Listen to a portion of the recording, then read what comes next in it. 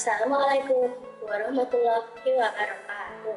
Hai teman-teman, perkenalkan nama saya Muhammad Azam Putra Indrawan, siswa kelas 2 di SDN 2 Komet, Banjarbaru. Kali ini saya akan menceritakan sebuah legenda dari Kalimantan Selatan berjudul Kisah Datuk Pemberani. Ciptaan Ibu Jadia. Malam itu langit mendung. Terdengar suara seorang ibu melantunkan lagu sambil mengayun anaknya agar cepat tertidur. Sambil menidurkan anak, sang ibu terus berdoa agar kelak anaknya menjadi orang yang berguna bagi nusa dan bangsa serta membanggakan orang tuanya. Hari demi hari, anak bayi pun kini menjadi anak belasan tahun. Sang anak bertanya kepada abahnya, Abah, ulun mau ke rumah kawan dulu. Lalu abah bertanya, untuk apa kamu pergi ke sana? Lalu sang anak menjawab, ulun mau belajar silat ke rumah Paman Suri. Lalu sang ayah memperbolehkannya.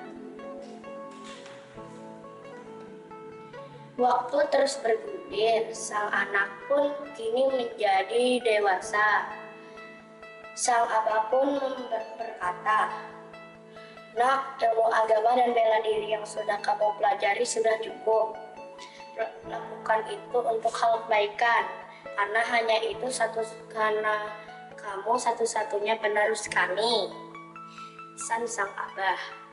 Sang anak pun menjawab, "Ya bah, aku paham maksudmu." Sang anak pun berjalan, lalu dia mendengar suara wanita paruh-baya berteriak minta tolong. Tolong! Tolong! Lalu sang anak mencari sumber suara tersebut. Lalu sang anak melihat wanita paruh-baya sedang mempertahankan barang miliknya. Sang anak membantu sang wanita paruh-baya menyerang sang perampok.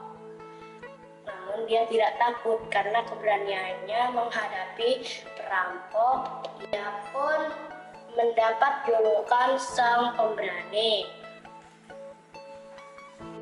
Sang Pemberani lahir di sebuah desa yang damai dan tentram.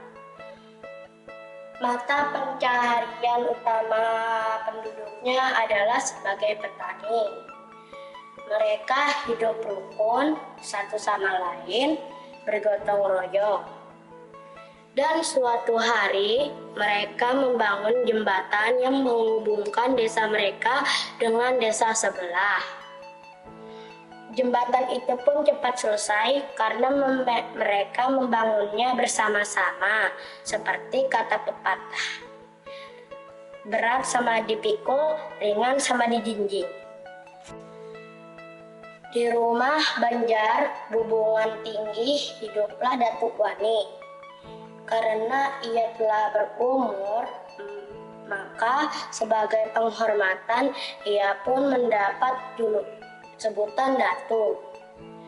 Datuk Wani mempunyai badan besar, tinggi, dan warna kulit sawo matang. Dia bergelar Sang Pemberani. Seperti orang pada umumnya, Datuk Wani juga menikah dengan seorang wanita yang juga pemberani bernama Galuh Idang. Kemudian mereka memiliki 7 anak laki-laki yang pemberani dan yang kemudian mereka menyebutnya dengan sebutan Panglima 7. Di suatu sore, rintik hujan, suasana Datuk Wani dalam keadaan sedih karena sang istri jatuh sakit sebelum kepergiannya. Galuh Idang berpesan agar Datuk Wani menjaga dan mendidik anaknya.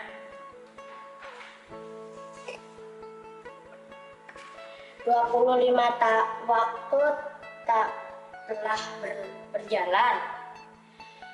7 anak Datu Pemberani pun akhirnya diberi dan gelar sebagai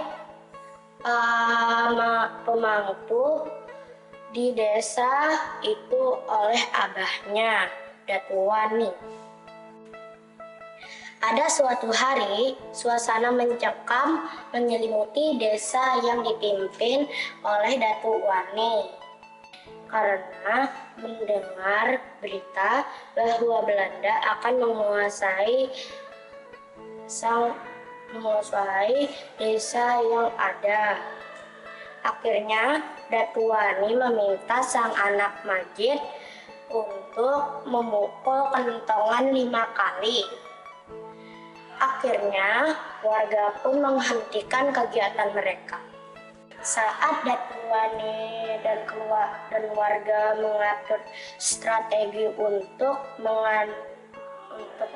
mengamankan desa mereka, para kaum wanita juga ingin ikut berpartisipasi membantu melawan para penjajah. Akhirnya, Datu Wani dan anak-anaknya dibantu para warga berhasil melumpuhkan Belanda. Di usia yang semakin tua, Datu Wani mulai sakitan dan akhirnya meninggal dunia. Akhirnya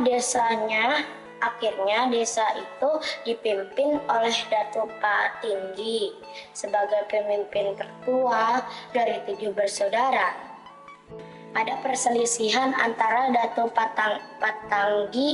Patinggi dengan Datu Mangatu, si bungsu yang tidak mau melawan Belanda. Akhirnya ia pun ditangkap oleh Belanda dan ditembak. Namun sebelum meninggal, Datu Mangantu berpesan kepada anak buahnya agar Datu Wani dimakamkan di pendopo yang terbuat dari rotan bergambar kepala naga dan tali terbuat dari pohon beringin. Desa tempat Datu dimakamkan dinamakan Desa Mandampa yang kini terkenal sebagai penghasil gula merah. Nah, teman-teman, itu demikian kisah legenda Datu Pemberani dari Kalimantan Selatan. Saya Azam dari SDN 2 Komet Banjarbaru mengucapkan terima kasih dan sampai jumpa. Waalaikumsalam.